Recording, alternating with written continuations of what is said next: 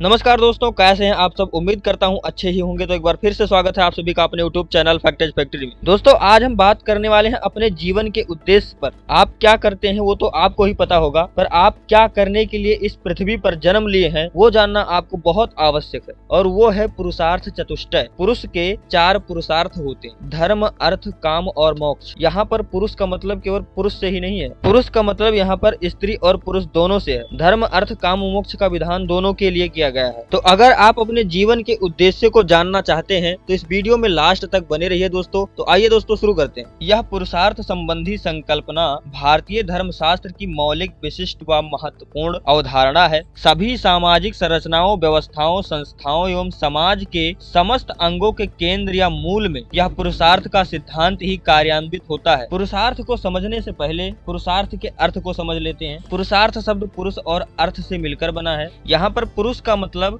स्त्री और पुरुष दोनों से है और अर्थ का मतलब है लक्ष्य, अर्थात मनुष्य के जीवन का वह लक्ष्य या प्रयोजन जिसकी प्राप्ति के लिए वह सदैव प्रयत्नशील रहता है। अब आइए एक एक करके चारों पुरुषार्थ को समझ लेते हैं। सबसे पहला है धर्म। धारयत इति धर्मः, जो धारण करने योग्य हो और उसे धारण किया जाए उसे धर्म कहते हैं। वैसे तो समाज में धर्म शब्द का कई अर्थ होता है, पर यहाँ पर धर्म का आशय पवित्रता से है। धर्म के कारण ही मनुष्य अन्य प्राणी वर्ग से भिन्न तथा विशिष्ट है, क्योंकि आहार, निद्रा, भय आदि तो अन्य जीवों में भी स्वाभाविक रूप से दिखाई देती है, किंतु धर्म पालन रूप व्रत को केवल मनुष्य ही धारण करता है। धर्म ही वह तत्व है जो मनुष्य और पशुओं में भेद करता है। मनुष्य के इस पवित्रता रूपी धर्म को 3 वर्ग में विभक्त किया गया है: सामान्य धर्म, विशिष्ट धर्म, आपद धर्म। सबसे पहले हम सामान्य धर्म को समझ लेते हैं। इसके अंतर्गत उन धर्मों अथवा नियमों को रखा जाता है जो सभी के द्वारा अनुसरणीय है, फिर चाहे वो वृद्ध हो या बालक, निम्न वर्ण हो या उच्च वर्ण, स्त्री हो या पुरुष हो। इन सामान्य नियमों का पालन सभी के लिए अनिवार्य है, जिसको विद्वानों ने अलग अलग तरह से कैटेगराइज किया है, पर यहाँ पर हम मनु के अनुसार समझेंगे। मनु ने 10 सामान्य धर्म बताए हैं जो इस प्रकार है: धृति, क्षमा, दम, अस्तेय, शौच, इंद्रिय निग्रह, धी,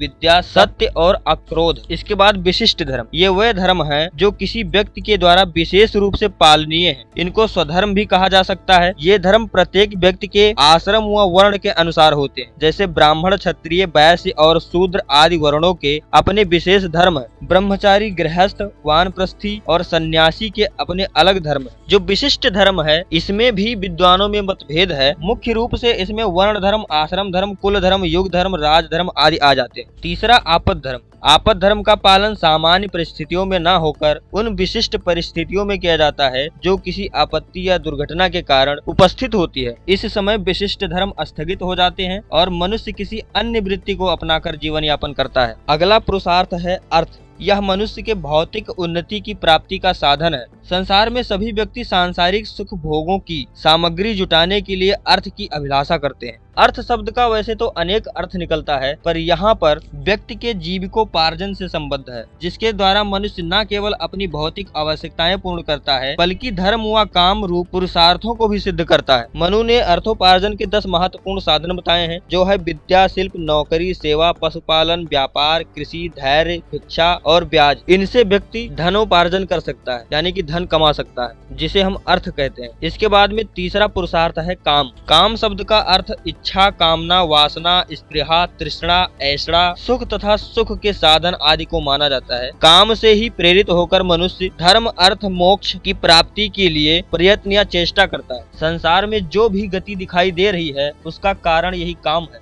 सृष्टि की उत्पत्ति का कारण भी काम है। काम से ही विविध कामनाएं मन में उत्पन्न होती हैं। यही विविध कामनाएं विविध कार्यों का कारण एवं उत्पत्ति स्थान है। मन में संकल्प व शरीर के पुरुषार्थ के बिना मनुष्य को अभीष्ट प्राप्ति संभव नहीं है। लोक व्यवहार में काम को 3 अर्थों में लिया गया है। पहला है यह सृष्टि के रचना का मूल कारण है, और दूसरा है हमारे जीवन में प्रयोग होने वाली सभी वस्तुओं की प्राप्ति से होने वाला सुख, और तीसरा है इंद्रिय और विषय के संपर्क से होने वाला सुख। चौथा पुरुषार्थ है मोक्ष।